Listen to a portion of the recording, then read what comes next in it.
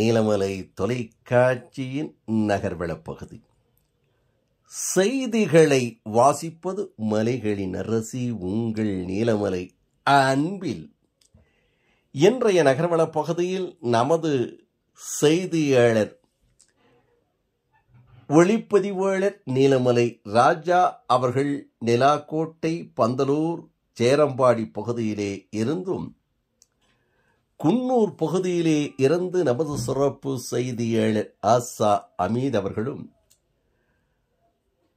உதகை குந்தா பகுதியிலே இருந்து நமது சிறப்பு செய்தியாளர் எஸ்.ஏ. நிக்கோலஸ் அவர்களும் கூடலூர் பகுதியிலே இருந்து நமது செய்தியாளர் ஒளிப்பதிவாளர் எடிட்டர் திரு பிரசாத் அவர்கள் சிறப்பான ஒரு தகவலை தந்திருக்கிறார்கள். நீலகிரி மாவட்டம் 60% வனம் கொண்ட ஒரு மாவட்டமாக, மலை மாவட்டமாக, சிறப்பான மாவட்டமாக இருந்து வருகிறது என்று அனைவரும் அறிவோம், தெரிவோம். அப்படிப்பட்ட இந்த நீலகிரி மாவட்டத்தில் 40% மட்டுமே மக்கள் வாழுகின்ற பகுதியாக இருந்து வருகிறது. பார்க்கின்ற இடமெல்லாம் வனங்களும் சோலைகளும் காடுகளும் தேயிலை தோட்டங்களும் பசுமையான மேகமூட்டங்களும் வெண்ணிறத்தை வந்து மலையை தொட்டு செல்லுகின்ற வெண்மேகங்களும் இருக்கின்ற இந்த மாவட்டத்தில் தற்போது மழையும் வெயிலும் கலந்து தந்து கொண்டிருக்கின்ற காலநிலை சூழலில் வனவிலங்குகள் அதிகமான நடமாட்டம் மக்கள் வாழுகின்ற பகுதியிலே தற்போது அதிகரித்திருக்கிறது என்று சமூக நல ஆர்வலர்களும் பொதுமக்களும், மக்களை விரும்பக்கூடிய அரசியல்வாதிகளும் இதனை தெரிவித்து வருகிறார்கள்.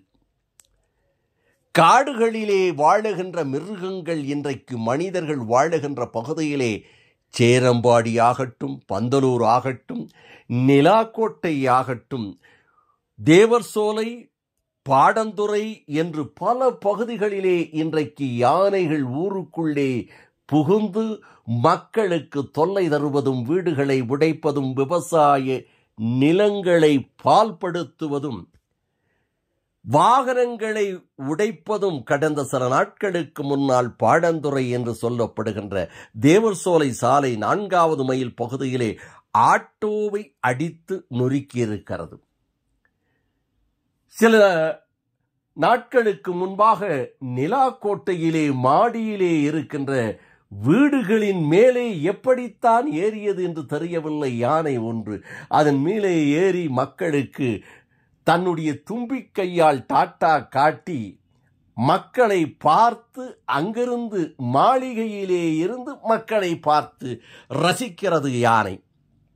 இதை போல மேல்கூடலூர் பகுதியிலே ஒரு பகுதியிலே யானை கேட்டை தன்னந்தனியாக திறந்து உள்ளே நுழைகின்ற காட்சியும், யானைகள் நுழையக்கூடாது, இது விவசாய இடம் என்று வேலிகளை போட்டிருப்பதை நேக்காக எப்படி பாருங்கள் ஒரு யானை அந்த வேலியை தனியாக குச்சியை எடுத்து தும்பிக்கையிலே தொட்டு அதை லேசாக அகற்றி அந்த புறம் வைத்துவிட்டு, அந்த வேலியை எவ்வளவு மனித நுட்பத்திற்கூட எட்டாத அறிவு நுட்பத்தோடு இந்த யானை செயல்படுகிற காட்சிகளையும் நாம் பார்த்து கொண்டிருக்கிறோம். மக்களும் தெரிவித்துக் கொண்டிருக்கிறார்கள். சமூக நல ஆர்வலர்களும் வேதனைப்பட, இப்படி விவசாய நிலங்களை பாழ்படுத்துகின்ற யானைகளை வனத்துறையினர் காட்டுப்பகுதியில் விரட்டாமல்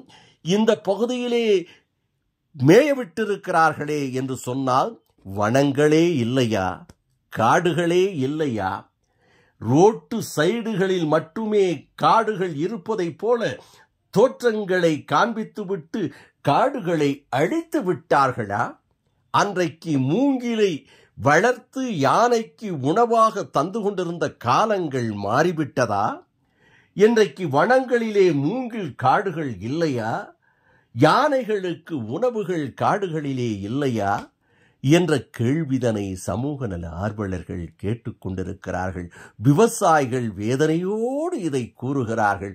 பொதுமக்கள் பயத்தோடு அச்சத்தோடு வனத்துறைக்கும் அரசுக்கும் தங்களுடைய வேதனைகளை சொல்லிக் கொண்டிருக்கிறார்கள் என்று தெரிவித்திருக்கிறார்கள்.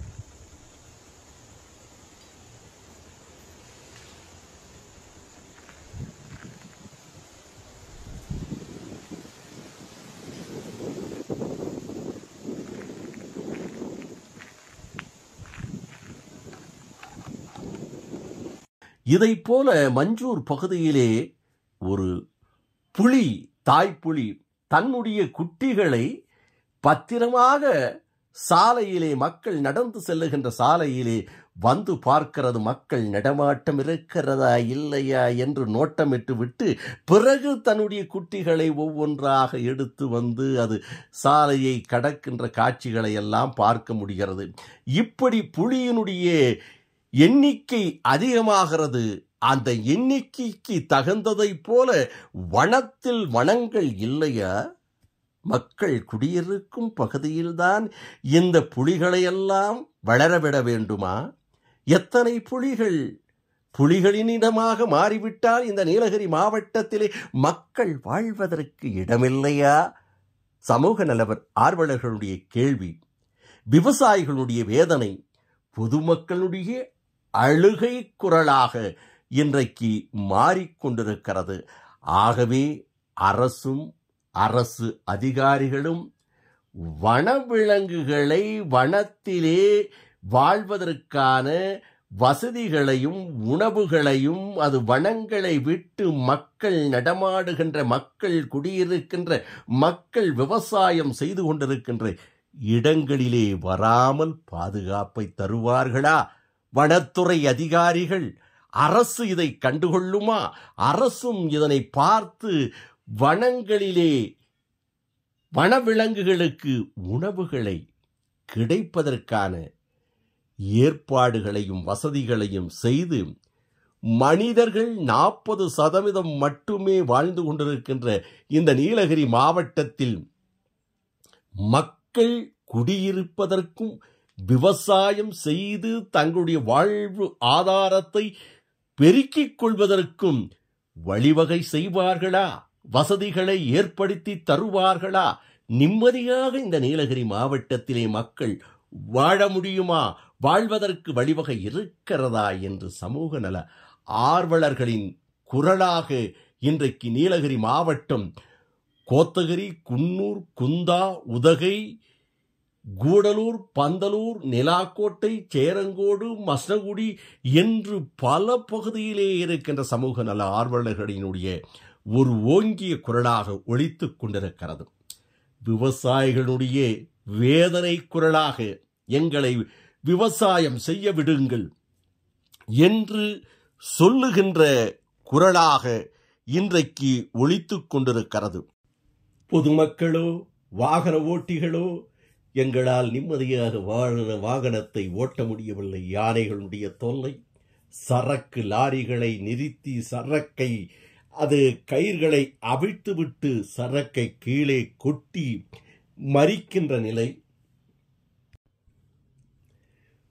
வீடுகளை இடித்து வீடுகளை நாசம் செய்யும் வனவிலங்குகள், யானைகள் என்று பொதுமக்கள் புலம்பும் அழுகை குரல் நீலகிரி மாவட்டம் முழுவதும் பல்வேறு இடங்களிலே கேட்டுக்கொண்டிருப்பதாக நமது செய்தியாளர்கள் தெரிவித்திருக்கிறார்கள்.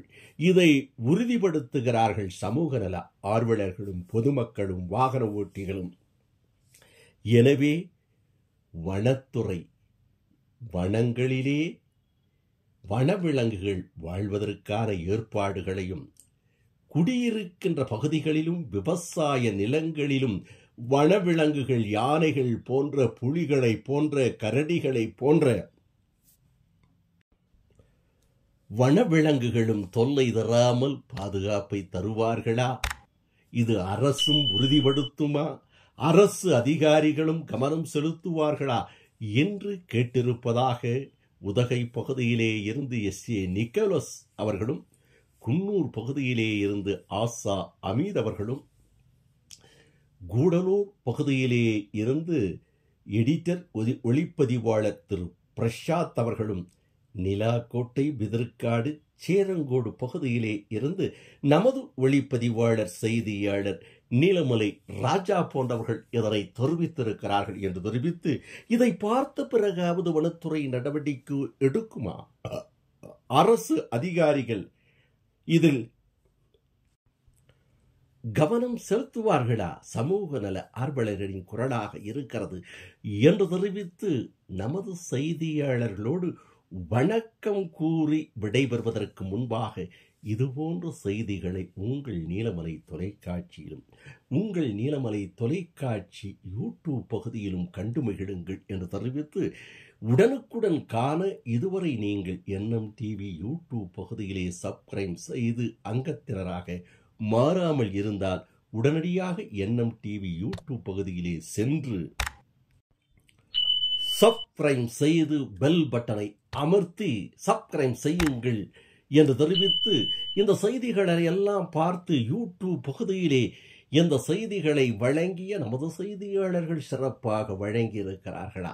இந்த செய்தியை நீலமலை தொலைக்காட்சி அன்பில் வாசித்தது சிறப்போடு இருக்கிறதா? நீலமலை தொலைக்காட்சி சிறப்பாக இந்த செய்தியை வழங்கி இருக்கிறதா என்ற கருத்துக்களை யூடியூப் பகுதியிலே கமாண்ட் பாக்ஸ் பகுதியிலே உங்களுடைய கருத்துக்களை பதிவிடுங்கள் என்று நேயர்களை அன்போடு கேட்டு வணக்கம் கூறி விடைபெறுவது என்றென்று உங்கள் நீலமலை அன்பில்.